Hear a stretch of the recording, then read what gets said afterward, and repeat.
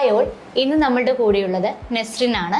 നെസ്രിന് university of Waikato master of teaching and learning എന്ന പ്രോഗ്രാമിലേക്കാണ് student visa approval ചെയ്തിരിക്കുന്നത്.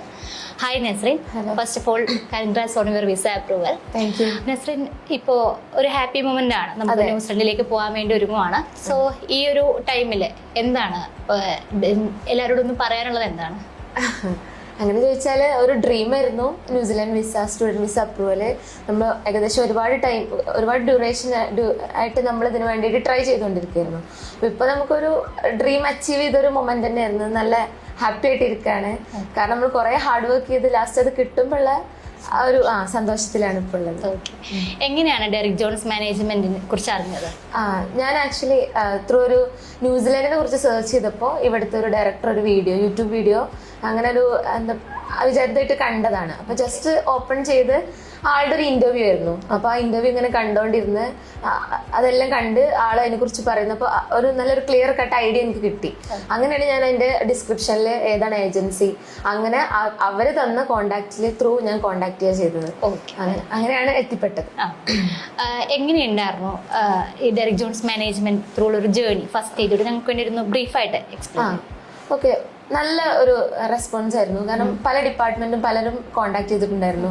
ആദ്യം ഇനീഷ്യലി നമ്മളെ ഡേറ്റ അവർ കളക്ട് ചെയ്തു, അതിനുശേഷം അഡ്മിഷൻ ടീമുമായിട്ട് കണക്ട് ചെയ്ത് തന്നു. പിന്നെ ആദ്യം ഓൾമോസ്റ്റ് എല്ലാം ത്രൂ ഓൺലൈൻ തന്നെ ആയിരുന്നു, വാട്സപ്പ് ത്രൂ ആയിരുന്നു കോണ്ടാക്ട് ചെയ്തിരുന്നത്.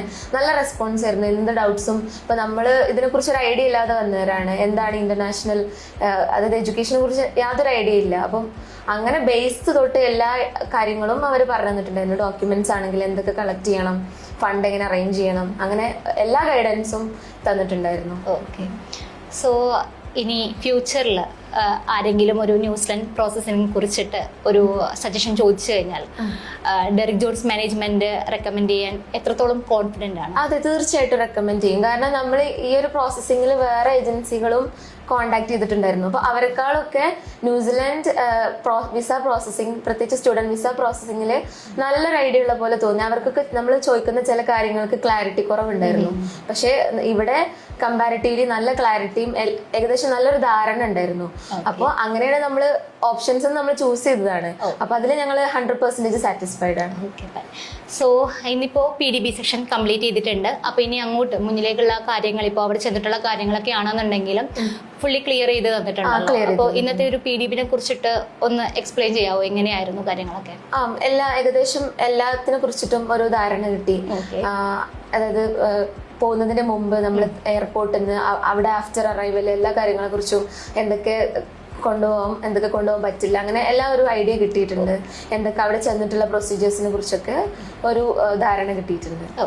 So thank you once again, congrats, all the best.